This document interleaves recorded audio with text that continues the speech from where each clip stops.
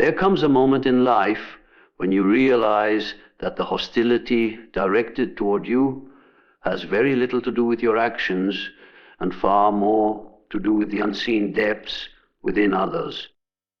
You may wonder why a friend suddenly grows distant, why a colleague begins to undermine you, why someone who once praised you now resents your presence. At first glance, you might believe it is your fault, that you made a mistake, that you misstepped somewhere along the way. But often, the truth is far more complex, far more hidden. It is not your actions they are reacting to. It is the shadow within themselves that they have never dared to confront. The human psyche is not simply light and clarity. Every person carries within them a shadow, the repository of rejected traits, disowned desires, buried shame, and unacknowledged fears. These are the aspects of the self that people cannot bear to face. Instead of integrating them, they push them down into the unconscious. Yet the shadow never disappears. It lingers, waiting, heavy and silent, until the right trigger calls it forth. And that trigger, more often than not, is another person. You may become the embodiment of what someone has denied within themselves. Perhaps your confidence highlights the insecurity they cannot admit. Perhaps your discipline exposes the laziness they have hidden. Perhaps your compassion reminds them of their cruelty, or your freedom reveals the chains they have willingly locked themselves into. When this happens, they do not see you. They see their shadow in you, and they despise it. Hatred, envy, and resentment are often nothing more than projections of the unclaimed parts of themselves. This is why people can treat you like an enemy without you ever harming them. They wage war not because of your actions, but because your existence unsettles their illusion. You become the mirror that shows them who they are, and that reflection is unbearable. Instead of facing their own darkness, they attempt to destroy the mirror. They speak against you, sabotage you, or distance themselves from you, believing that by removing you, they can remove the shadow. But the shadow follows them everywhere, whispering, waiting, demanding recognition. Understanding this dynamic changes everything. It allows you to stop taking hatred personally. When you see clearly, you realize they are not fighting you. They are fighting themselves. They are not repelled by your essence, but by the part of their essence they have buried and disowned. You simply became the stage upon which their inner conflict is projected. Think of the person who ridicules kindness. Beneath the mockery is often a shadow filled with unhealed wounds from neglect, a longing for tenderness they never received. Think of the one who despises confidence. Beneath their hostility lies a shadow suffocated by doubt, a self-image so fragile that another's strength feels like an insult. Think of the individual who cannot tolerate another's freedom. Their shadow carries chains of fear and obedience, a suffocating need for external approval. When you stand in your light, you bring their darkness into focus, and many would rather blame you than look within. This is why the shadow is so dangerous. It convinces people that what they hate in others is real, when in truth it is only a reflection of themselves. It is easier to attack the external than to acknowledge the internal. It is easier to criticize another's success than to admit one's own passivity. It is easier to condemn someone's authenticity than to confront one's own false identity. But you must also recognize that the shadow is not only in others, it is within you as well. Just as you awaken discomfort in others, others awaken discomfort in you. The traits you despise, the people who irritate you, the qualities you mock. All of these may point toward your own unclaimed shadow. To deny this is to live in blindness, forever blaming, forever projecting. To see it is to begin the work of integration, the work of making peace with the darker corners of your being. The shadow within others will continue to operate silently, shaping their judgments, distorting their perceptions, guiding their hostility. They may never realize that you are not their enemy, but their mirror. They may never understand that what they despise in you is the unhealed wound in themselves. Their struggle may remain hidden, their projection unacknowledged, their hostility unexplainable. But if you see it clearly, you will no longer be deceived by appearances. You will know that beneath the mask of hatred, beneath the eruption of envy, beneath the wall of rejection, there is a shadow that refuses to be seen, and it is that shadow that speaks through them, not their conscious self. Authenticity is one of the most disarming forces a human being can embody. To be authentic means to live without the constant need for masks, to speak with a voice that is not borrowed, and to act in alignment with one's inner compass. Yet, as liberating as authenticity feels to the one who embraces it, it often awakens resistance, hostility, and even hatred in others. Because authenticity is not just a way of being, it is a mirror that exposes falseness. And when you step into your authentic self, you unknowingly challenge the illusions others depend upon for survival. Many people live behind masks. They construct identities that are palatable, roles that win approval, personas that shield them from rejection. These masks become armor against the world, disguises carefully maintained to keep insecurities hidden. But the presence of someone authentic destabilizes that armor. It reveals the fragility of the mask. It makes the carefully constructed identity feel weak, hollow, and temporary. And this is why authenticity is often perceived as a threat. When you are authentic, you remind others of what they are not. You remind them of the compromises they've made, the truths they've silenced, the roles they've played just to belong. Your presence becomes a silent confrontation. They do not hear you say, "You are not real," yet something in their unconscious registers it. It registers it as danger, and danger awakens defense. That defense often appears as rejection, criticism, or contempt toward the one who simply dares to live truthfully. This is why authenticity can feel isolating. You wonder why people withdraw, why some turn cold, why others subtly undermine your presence. It is not always because of who you are, but because of the way your authenticity disrupts their illusion. To them, you become intolerable, not for any harm you've done, but for the way your being challenges the stability of the roles they cling to. Consider how unsettling it is to encounter someone who refuses to conform.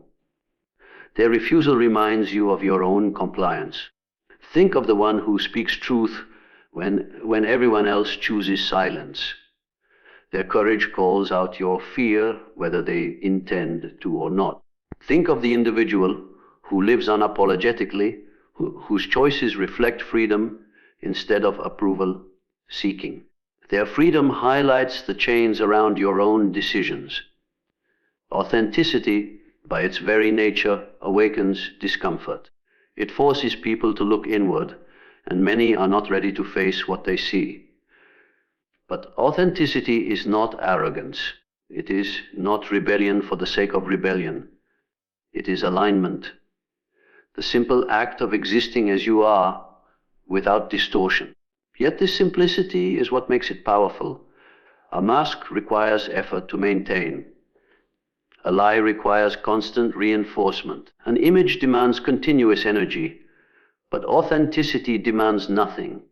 It flows, it stands, it breathes. And this effortless presence exposes the exhausting effort others are pouring into their illusions. This is why some will quietly resent the authentic individual. They will mock them, labeling them namavi or self-absorbed. They will accuse them of arrogance or eccentricity. These are defense mechanisms, ways to diminish the threat without having to change themselves. Because to truly accept authenticity means to question their own inauthenticity, and that requires courage most do not yet have. It is easier to scorn the one who stands in truth than to face the prison of one's own falsehood. Authenticity also threatens established power structures. Entire systems are built upon conformity, silence, and obedience. Families, workplaces, and even communities often depend on roles being played, on scripts being followed. The one who refuses the script, who breaks the role, becomes disruptive. They expose the fragility of the system. They prove that the role is not absolute, that the script is not law.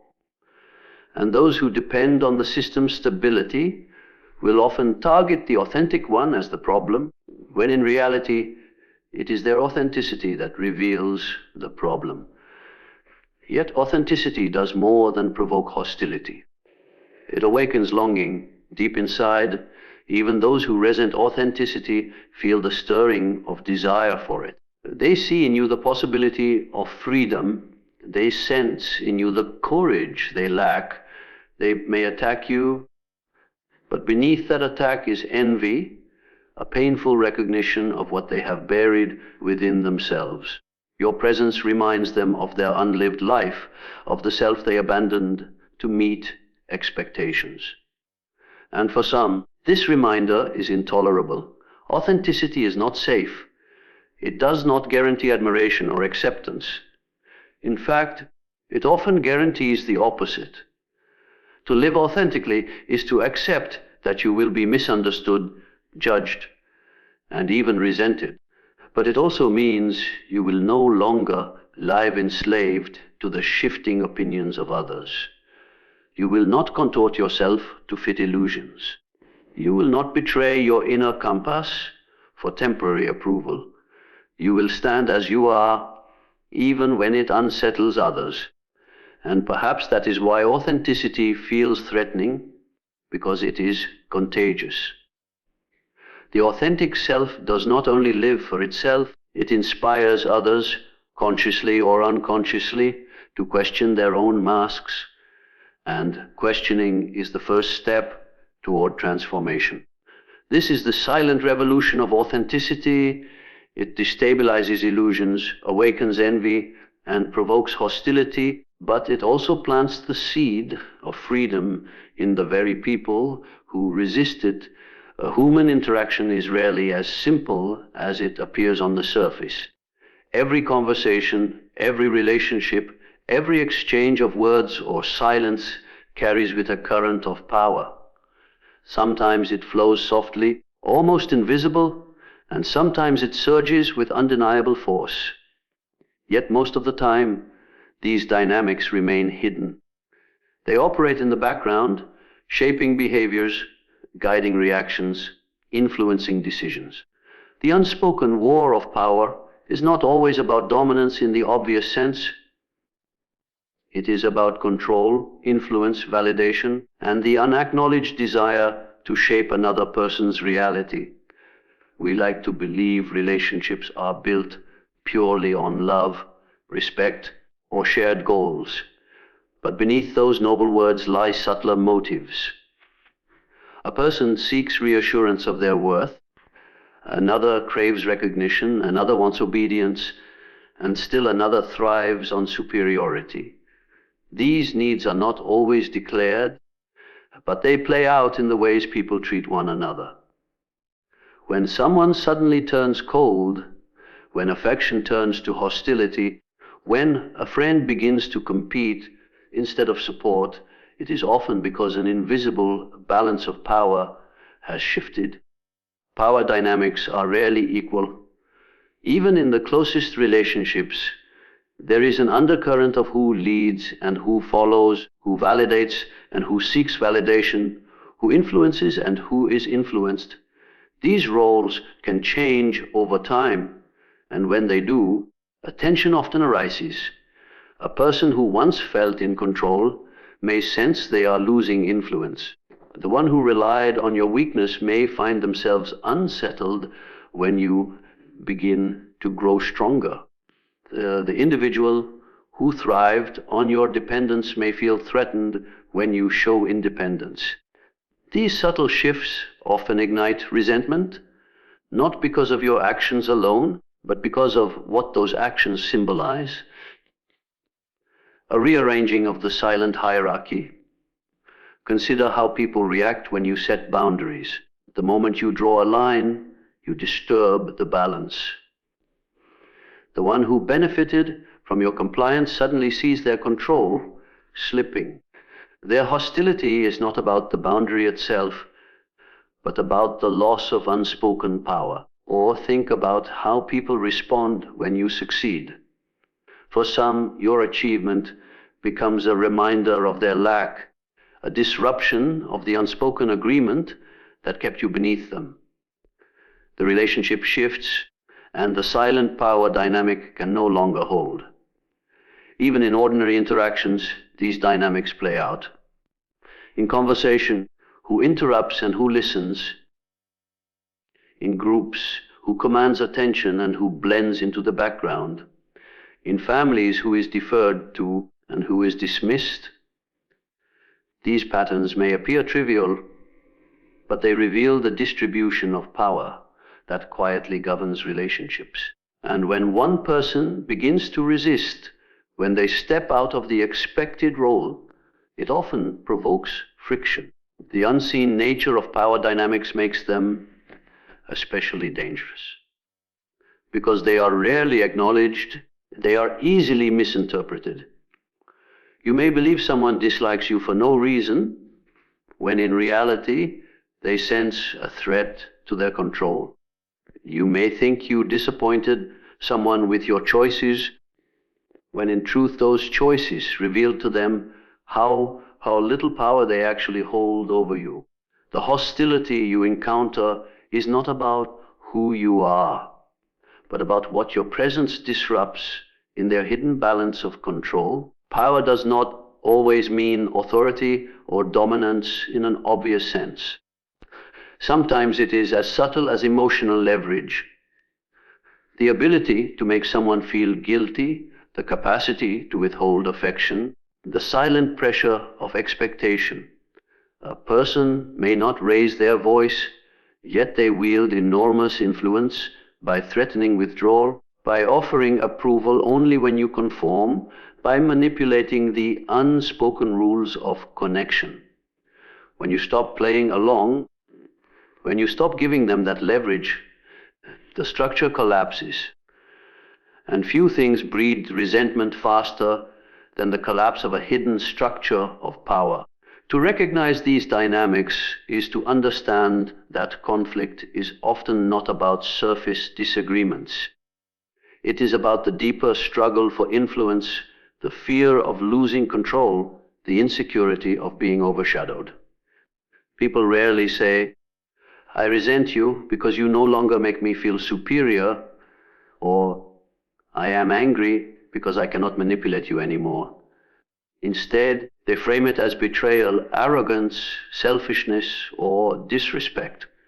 These words disguise the deeper truth. The power they once held over you has slipped away. Yet the desire for power is not inherently malicious. It is rooted in human nature. People seek control because they fear chaos. They crave influence because it reassures them of their worth. They cling to hierarchies because it makes them feel safe in a world of uncertainty. The problem arises when these desires are left unacknowledged, when they twist into silent expectations, when they turn into hostility toward those who do not comply. You cannot always dismantle these dynamics, nor can you always prevent the resentment they create. But by seeing them clearly, you free yourself from confusion. You stop internalizing hatred as if it were born from your flaws. You begin to see that much of what people project onto you is not about you at all. It is about the shifting currents of invisible power, the silent hierarchies that govern human connection, the fragile sense of control that people protect at all costs. Human beings do not simply see others as they are, they see themselves reflected back through others. Every interaction becomes a kind of mirror, a silent revelation of hidden truths, unacknowledged wounds, and secret desires. What we admire in others often reveals what we long to cultivate within ourselves. What we despise in others often exposes the parts of us we refuse to face. This is the mirror effect, the undeniable truth that the judgments we cast outward are, more often than not, a reflection of our inner world. The mirror effect is why people can suddenly turn against you without cause. They are not truly reacting to you, they are reacting to what you awaken within them. When you embody qualities they have suppressed, you become the mirror that reveals what they are missing, what they are avoiding, or what they are ashamed of. And for many, that reflection is intolerable. Instead of facing it, they attack the mirror. They criticize, they resent, they distance themselves, not because you harmed them, but because your existence has brought their shadow into focus. Imagine the person who mocks your ambition. Beneath their laughter is often the sting of their own unfulfilled potential. Imagine the one who cannot stand your confidence.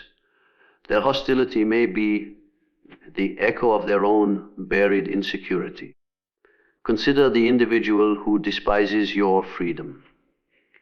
Their anger may arise from the chains of fear and approval that bind them.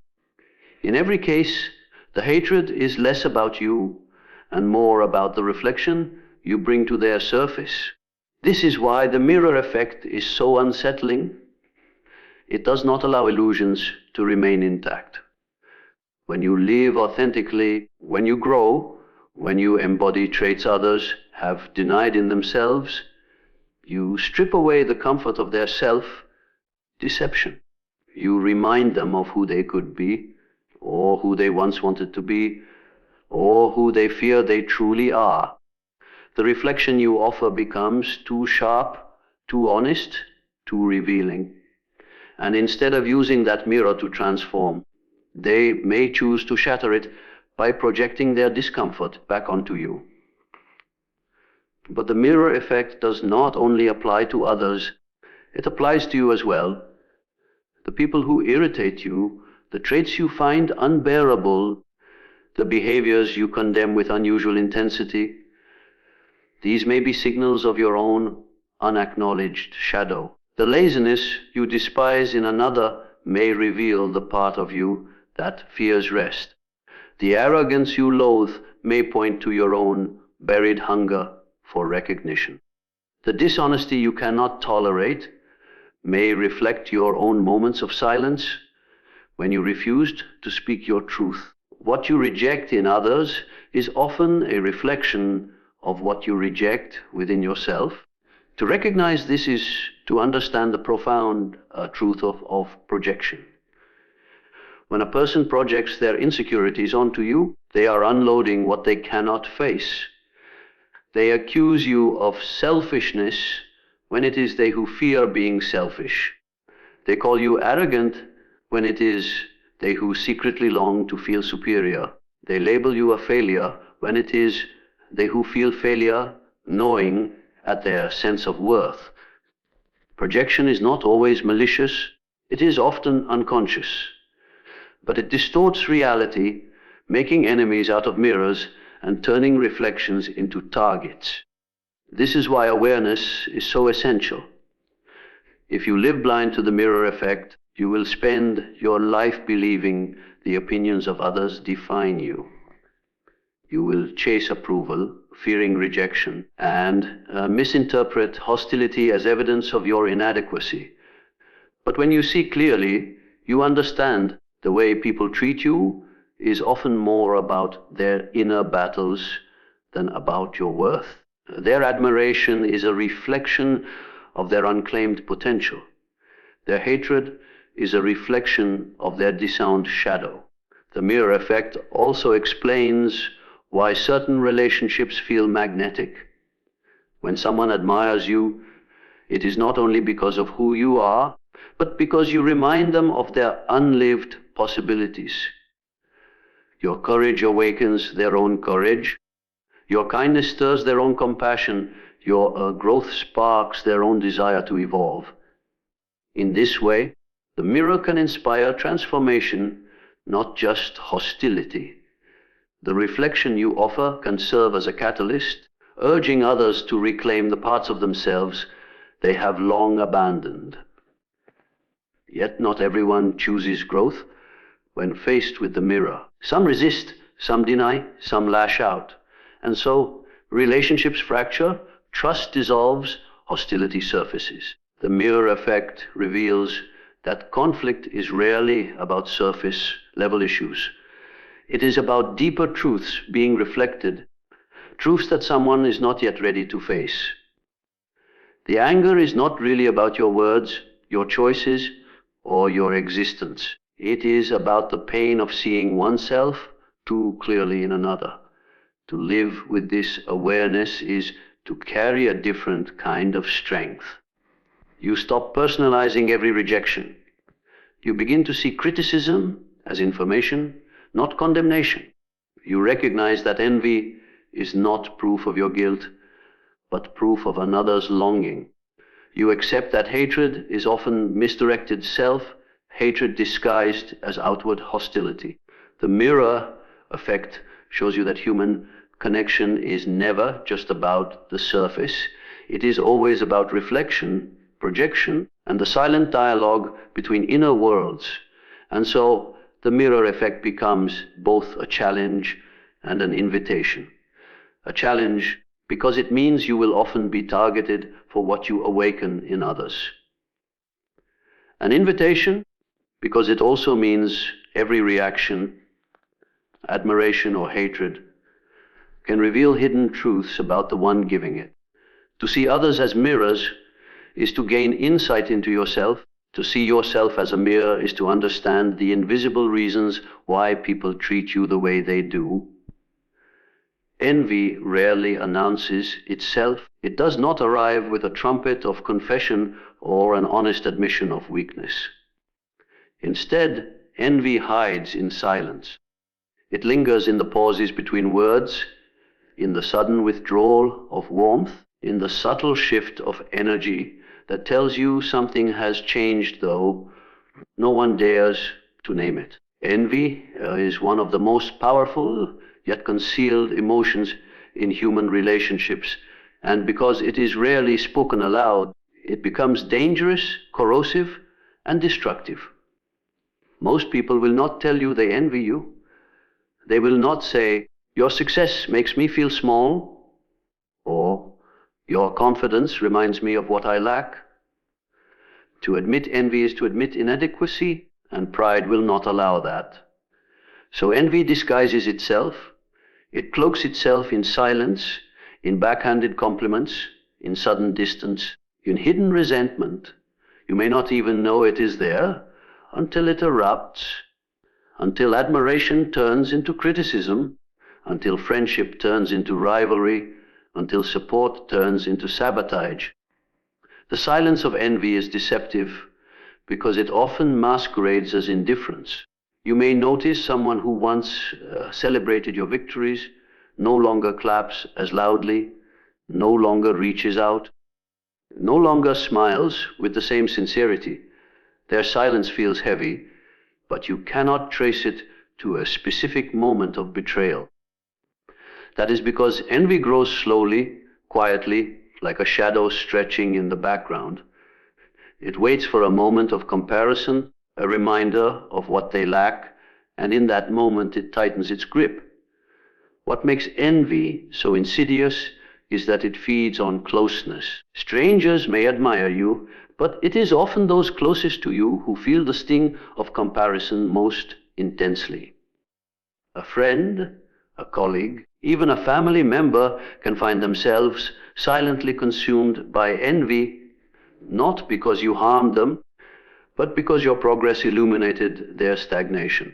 Your light exposes the corners of their own unfulfilled potential, and instead of using that discomfort to grow, they retreat into silence, nursing a hidden wound that turns into quiet hostility. The silence of envy also reveals itself in the way people interpret your actions. Words you spoke with innocence are twisted into arrogance. Achievements you earned with effort are dismissed as luck.